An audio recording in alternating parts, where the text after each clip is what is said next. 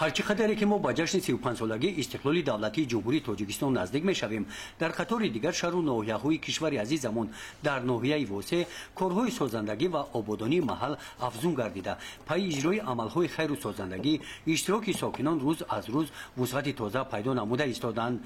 محض همین سیاست بنیادکارانه باعث آن گردید که در دهات توگرک ناحیه واسه ساکنان دهه نوآباد وضع مؤسسه تعلیمی را به نوبت گرفته برای تامین 300 نفر کودکان به جای نشست با تحصیلات تا مکتبی و ساختن بینای نوی تعلیمی در سن حولی مؤسسه شروع کردند. طبق لایحه بینای مذکور از 2 آشیانه عبارت بوده، دارای 4 صنفخانه می باشد. با مسئولیت مأموریت مکتب رقم 12 در آشیانه دوم بینا برای گذراندن هر گونه چاره‌بینی های معرفتی تالار مجلسگاه ساخته می شود. همه کمک دستگیری ها از طرف خلق دهه نوآباد و مینداری خیش را برای کریم سیرحمان رئیس محله دهه نوآباد است دستگیری خیش را دریغ نداشته و ما هر روزه یعنی از حساب خلق یاردمچی و کمک پولی و مالی از حساب مقصد خلق برای همین بینای زمانوی که دیده ایستاده یعنی هر روزه میرسانند که تا که همین بنا به اتمام رسد.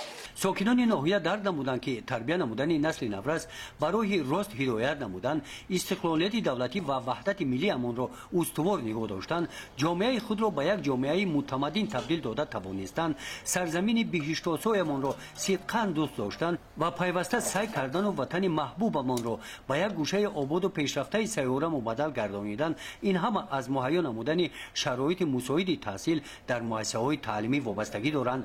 همین نکته را به نوبت گرفته ساکنان دهه گلستان در دهات گلستان هم در سن حولی مؤسسه تحصیلات میانه عمومی رقم 17 و ساختن بینای 2 آشیانه تعلیمی کمر همت بستند.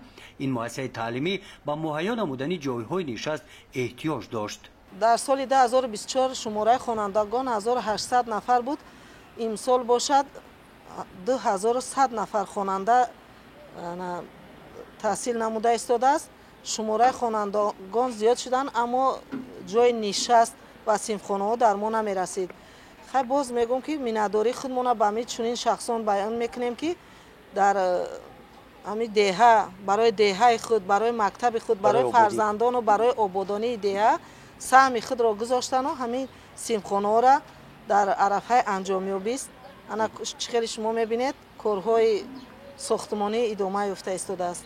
در زمینه کارهای سازندگی به استقبال جشن 35 سالگی استقلال دولتی جمهوری تاجیکستان با جلب ساکنان و شخصان سخاوتمند در دیگر مؤسسه‌های تعلیمی ناحیه همین گونه اقدام‌های بنیادکارانه ادامه دارند. گزارش خواجه نظریف خدای نظر ظهورов از ناحیه واسه برای برنامه اطلاعاتی نوید.